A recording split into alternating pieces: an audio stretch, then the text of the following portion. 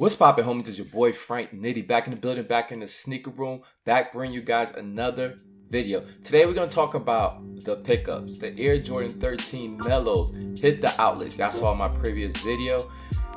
Yeah, I got word that the Nike Air Jordan Melo, I don't even know why I said Nike Air Jordan. The Air Jordan Melos hit a outlet close to me, but not close in proximity. See, that drive was 2 hours long. It was, I think, like 97 miles from my spot to that outlet.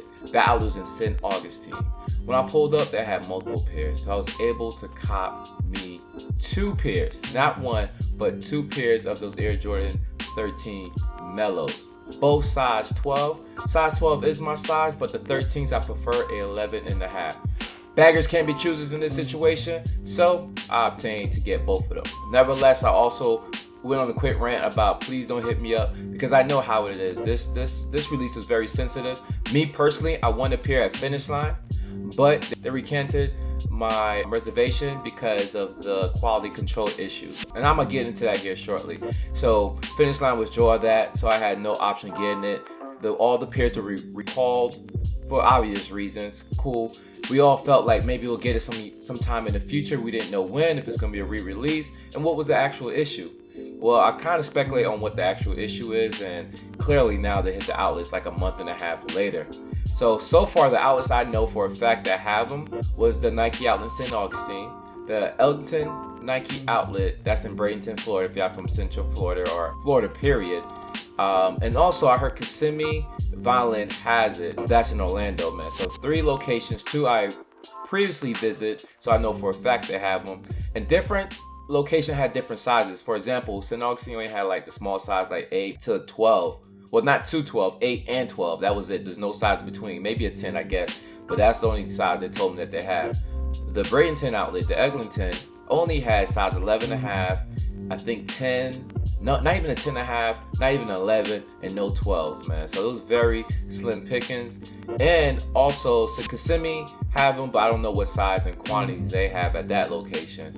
So I can only speculate that they have hopefully different sizes than what I mentioned. So people in Orlando area hopefully can get it. I think Orlando's better or more situated for, it's a bigger community for sneakers than the 2 I mentioned. So those pairs, they may get probably abundance of them, but they probably will be going fast as well. At the time of my pickups, some shoes were still sitting on the shelf as I left the store. So, and theirs is what, 2 days later, 2 days for one store, 1 day for another store. Those shoes could be still available. Oh, and I'm gonna paste all other locations that people have hit me up saying, hey, they got them their outlets. I'm gonna put them up on the screen as you can tell. If you guys live close to these areas, hit them up, see if they have any pairs left, and go and cop yourself some pairs.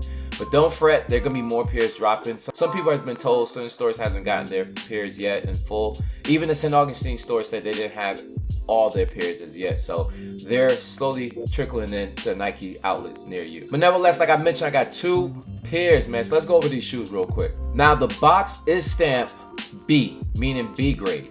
So obviously that's because of the quality of the shoe. So they went ahead and stamped the box off rip saying B. So you got a passing grade, but not quite the A, if you guys are freaking overachievers, man. This is just good enough for these shoes, man. They also ripped off the price tag, the suggested retail price tag, which was originally $190. And I'm gonna get into how much I paid for these shoes. Without further ado, let's get into these shoes. Peep it, I got both left shoes in hand. Yes, left. 2 pairs. These are both size 12, man. So I'm gonna set one pair down. We're gonna go into each pair separately. Now the 12 I'm looking at it, you can see a little bleeding on the shoe, and that's pretty much from the glue that connects the midsole to the outsole, and that's the glue they use that actually dyed through. So you see this reddish hue throughout the whole shoe, and that's because of the glue. Other than that, that's all I noticed. That's all I see. Now the suede, the hair of the suede could be a little bit better in my opinion.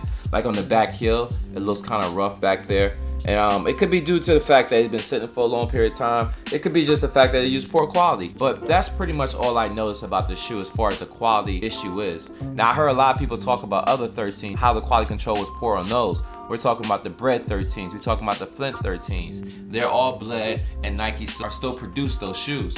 In this case, this shoe bled and they kind of put a halt to it. Now, the last time a situation like this happened, not with the 13s, but we remember the Jordan 1 band with the X on the back heel. Apparently they had the date wrong, so they put those shoes in the outlet. And also the Tokyo 5s, those shoes also hit up an outlet. Now I don't know if it was a quality control issue with those shoes, but those shoes were released directly to the outlet, similar to these. Now I know a few of them leaked in a while for early pairs, so a lot of people who resell shoes or have early access to shoes were able to sell people these shoes very early. So a lot of people got their shoes in hand. I don't know what the quality of those shoes were, but Jordan.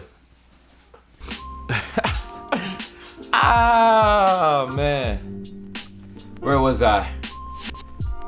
My son barged in through the door. Nevertheless, let's get back into this review, this quick overview of these Melo 13s. So yeah, where was I at? We're talking about the Tokyo 5s that released in the outlet. We talked about the Band X that released in the outlet. I think that's a good look. That's great for the community to get some shoes that typically are not accessible at their foot traffic sites. You know, I'm a Nike outlet shopper by heart. I like bargains, so this is great.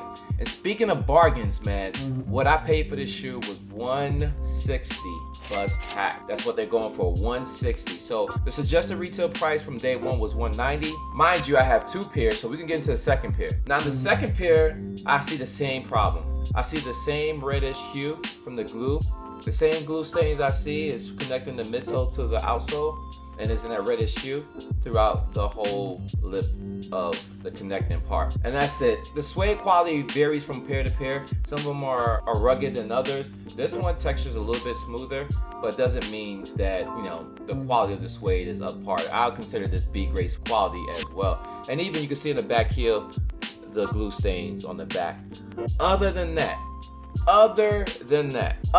the glue stains, that reddish hue that connects, that glues the upper part of the shoe to the bottom part of the shoe with that reddish is bleeding through. That's all that's wrong with the shoe.